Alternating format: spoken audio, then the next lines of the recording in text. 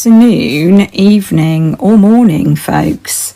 I've just been listening to this video this afternoon. It's evening here. It's about 7:30. There was a particular part of the video that I wanted to play because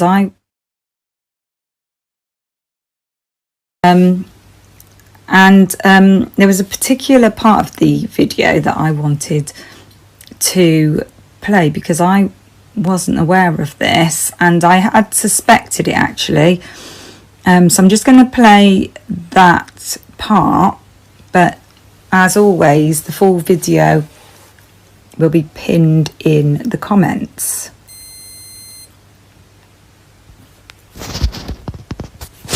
It was interviewed by... Hang on, I just need to get it back to the beginning. People don't know this, but the defendant was interviewed by... I think he says some people don't know this. I think I've just cut off some just to make you aware in case you're thinking, I knew this. So some people don't know this, but Brian Kohberger was interviewed by... The defendant was interviewed by Brett Payne and an FBI special agent, Shirley, last name Shirley, Shirley.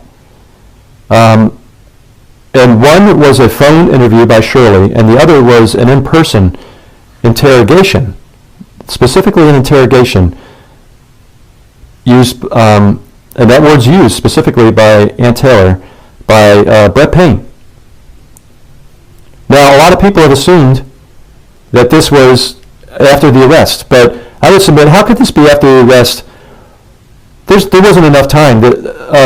His public defender at the time said that law enforcement began questioning him, and that only lasted anywhere from 5 to 15 minutes at max. Well, that's not an interrogation. And certainly you're not going to have FBI agent Shirley calling him during that time and then Brett Payne interrogating him after that. There's not enough time for that. So I submit that this very well could have been before he was arrested. So when would that have been? We don't know. But we're going to discuss that in a video. But that's another video. But look how specific.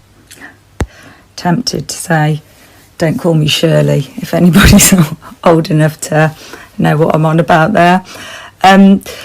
Yeah, I suspected that he was aware that MPD were after him, and the reason is that his dad came to pick him up. I mean, he had his own car, so he could just drive himself. It could be that he had some mental health difficulties in terms of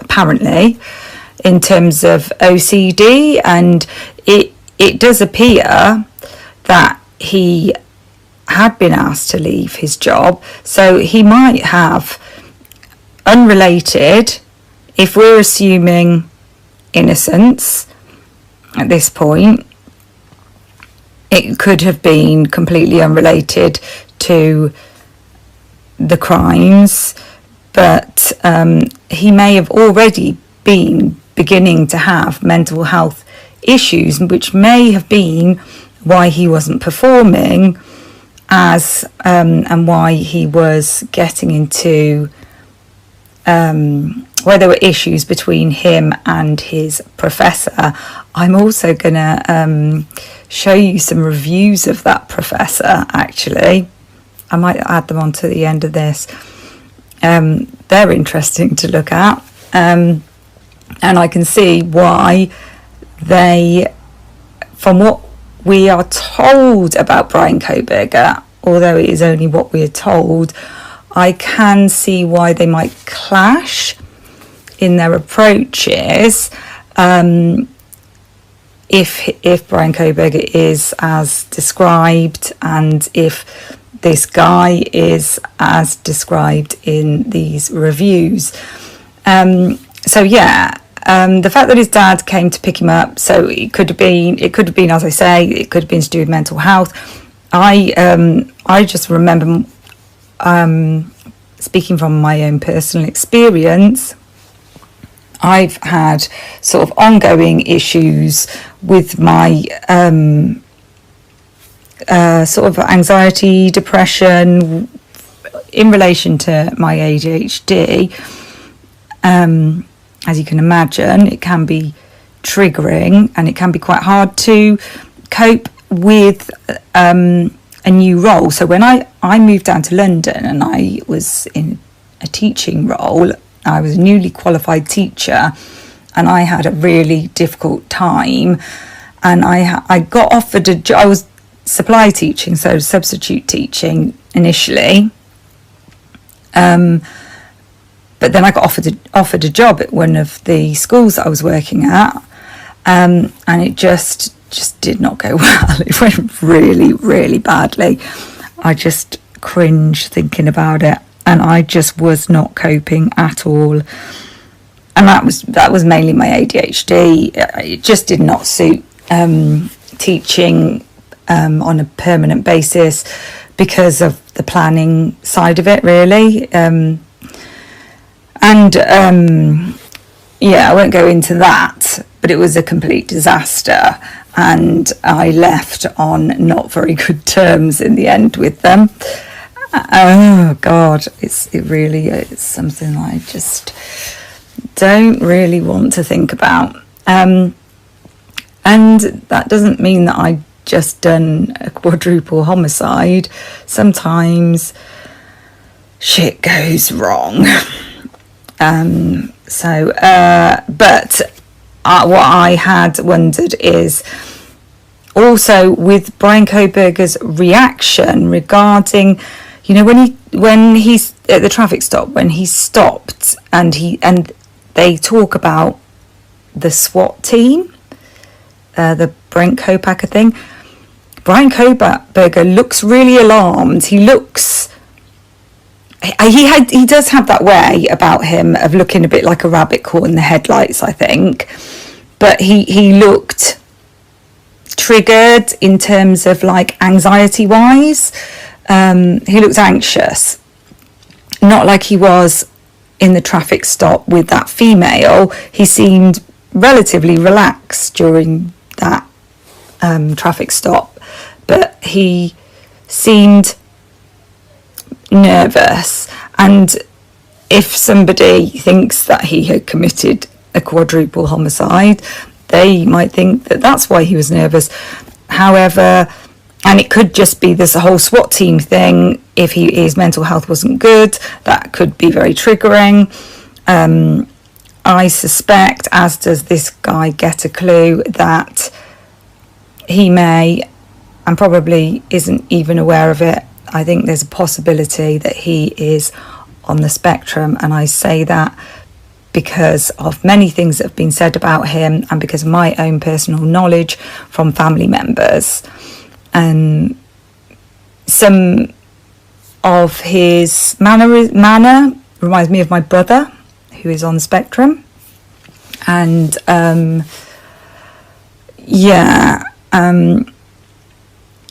so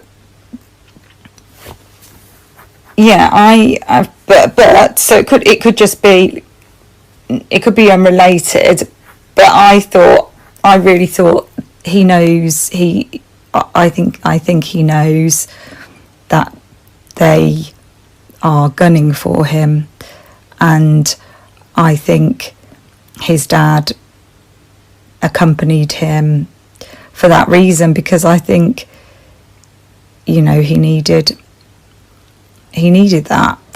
I think he would have been picked up on the way if his dad hadn't been in the car. I think they would have picked him up they would have made an excuse to pick him up for something. Maybe planted drugs, because that's not unheard of. That's not, I mean, that really isn't conspiracy theory. That is something that actually happens. Or I think he would have been taken in, and I think he knew that, whether he did it or he didn't do it. So that's just my opinion. But yeah, so I think that this guy's right. I think that he was interviewed before, whether you call it interrogated or interviewed.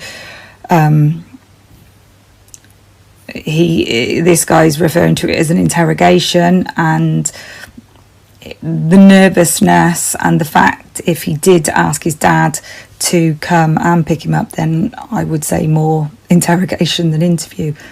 But obviously, as always, it is just speculation. So yeah, but I just wanted, and there's another video by this guy that I want to make people aware of. Hang on, I'm just going to go and find it. Weak evidence. And I also believe there are funny games going on with this DNA. But we need to understand why. I can't just say that off the top of my head without producing some kind of validation for such a claim. And there is validation for such a claim, and I'm going to expose that here. So, for example, none of you probably have ever heard of Bruce Boudall.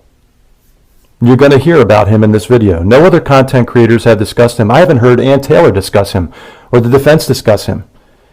And yet Bruce Boudall should be at the center of this, because everything related to the DNA comes back to the STR analysis done by the Idaho State Police Lab. Okay? It all starts with that. They believe they found a sample of DNA, or they say they found a sample of DNA, and they run some initial tests on it. They determine whether it's female or male. That's a different test than developing a full profile from it. It's an easy test. You can do it with diminutive samples, so it doesn't matter how diminutive the sample is. It's relatively easy to determine whether a sample is a male or female. You get a very partial DNA profile from that, and that's easy to do, and it's reliable. Developing a full, accurate profile is another matter altogether, and you cannot do it reliably and accurately with what's called a low copy number sample. And the sample in this case is absolutely a low copy number sample, about as low copy number as you can possibly get, as a matter of fact. So my contention is, I don't believe they ever developed a full, accurate profile from the STR analysis of the sample from the knife sheath. I don't believe it at all. So I'm going to read a little bit from the blog post here, because you need to understand this, folks. It's extremely important you understand this. This is at the center of this case. Juries love DNA. This can make or break that case more than anything, I believe. And I cannot believe Ann Taylor has not even mentioned Bruce Boudall yet. So this is what I believe happened in this case. I believe the ISP could not develop a good profile, and therefore the most it could say is that it was a male or female, which is easy to do with STR analysis, and it's accurate even with diminutive samples. So in other words, samples that are a small fraction of a nanogram, often these are expressed as picograms, these samples are expressed in picograms, and are touch trace DNA, which we know is the case here. What you can't do accurately with such samples is develop a profile well enough to accurately match to a suspect. At least not with STR analysis you can't, and even SMP analysis has its limits. So keep in mind, folks, this is how it goes. First and foremost, you have to have a profile developed from STR analysis, okay? And then if you exhaust all that, you upload it to CODIS. It's a full, accurate profile. You upload it to CODIS. CODIS will reject a partial profile, by the way, folks. So if your profile is not good enough, CODIS will reject it for matching purposes. And we're going to speak about Bruce Boudall shortly. Bruce Boudall was the individual that created CODIS. Get that. And he once worked in the FBI crime lab. He's quite an accomplished character. So in 2001, Bruce Boudall, then a senior scientist at the FBI Crime Laboratory, and some of his colleagues issued a warning to the DNA testing community about the way they were beginning to use and abuse the new STR technology. Boudall's concern, in short, was that labs were beginning to use STR technology in ways that were unreliable, examining samples so limited or so degraded that the test could not be counted on to produce a complete and accurate profile. Do you get that? Pay attention, folks. Class is in session. It is now well accepted in the scientific community that STR tests become unreliable when used to type samples containing too little DNA.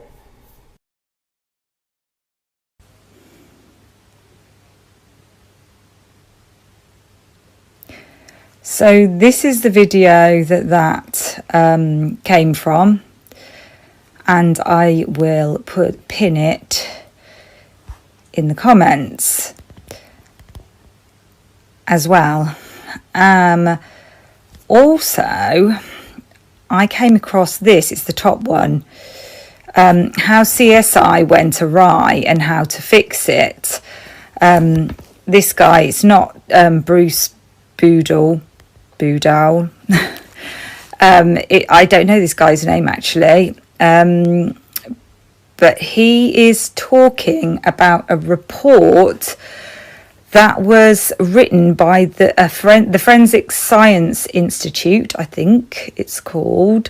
It was in 2009, and it was called Strengthening Forensics, and it had a number of interesting recommendations, and I would say, from what we know, that those haven't been implemented, despite the recommendations. So that is just about 5 minutes, probably less than that, and I found this quite enlightening, actually. And I'll put his video into the comments as well, but I will try and pick out a few more bits for those that don't want to listen to a lengthy. It's basically like a talk, like a TED talk type thing, almost like a seminar. So that's why I've only just given you the sort of a taster of it, because not everybody's going to really want to listen to that. And I will try and pick some other bits out and put them into other videos for those that don't want to listen to all of it, because I think some of this probably quite interesting for when we're thinking about the IDAHO4 case. But just have a listen to what he says here. A report that startled a lot of people because it suggested that CSI had, in effect, gone awry, that there were some serious problems in the field of forensic science. So I'm talking tonight about what the report said, what those problems are or might be, and what might be done about it. The public perceptions of forensic science have largely been shaped by television. We all know these folks and these folks, and media programs like the CSI series have shaped how we think about forensic science. Certainly, it's viewed generally by people as highly credible, unbiased, extremely valuable for solving crime. Not only do these folks seem to have the capability of solving crimes with unerring accuracy, they look good while doing it. Yeah. So it was a surprise to many when, in February of this year, the National Research Council issued a report called Strengthening Forensic Science in the United States, A Path Forward, that offered a rather scathing assessment of the field of forensic science. Now, it was couched in rather diplomatic terms. You notice they talk about strengthening forensic science, but the implication is there's need to strengthen it. And if you read it carefully, the evaluation of forensic science as a field is pretty dire. There are suggestions that entire disciplines in forensic science, particularly in the areas known as pattern matching disciplines, rest on a deficient scientific foundation. That procedures for interpretation that are widely used throughout forensic science are lacking in rigor. Inadequate efforts have been made by forensic scientists to avoid error and bias, and that analysts routinely testify with unwarranted certainty about their conclusions.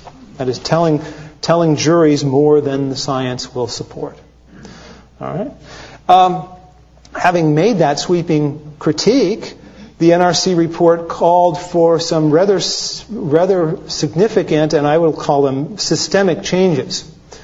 The report concluded that the problems in forensic science are rooted in the institutional structure of the field, that the way that we organize forensic science in this country is not working, and that we need to make significant changes in how forensic science is organized, administered, and structured. In particular, the report calls for the creation of a new federal agency, which it suggested be called the National Institute of Forensic Science, or NIFS, which would have the responsibility for overseeing and administering funding forensic science in the country. Another recommendation that was startling to people is that public crime laboratories be removed from the control of police agencies and prosecutors' offices. Currently in this country, most crime labs are operated by police departments. In California, it's mostly at the county level, and in most counties, it's police departments. 3 California counties have crime labs operated by district attorneys' offices. Orange County is kind of a hybrid. The sheriff has traditionally operated it, although right now the district attorney is making an effort to take over at least part of the lab. So, but the suggestion from the National Research Council is get law enforcement out of the administrative function. Have forensic science administered as freestanding agencies out of law enforcement control. And they argue there's a need to create new university-level graduate education programs for forensic science, to create what it called a scientific infrastructure that will create a supply of well-trained scientists to do CSI kind of work, and will create a research infrastructure to do the kind of validation studies that, according to the report, are missing. All right? So this is a pretty dramatic set of suggestions. And what I'll be talking about tonight is what's the basis for these suggestions? Let's look a little more deeply into it and ask what really are the problems. And how about these solutions? These are creating new federal agencies and completely changing the administrative structure of a field is a pretty significant change. Are these suggestions really warranted, and will they work?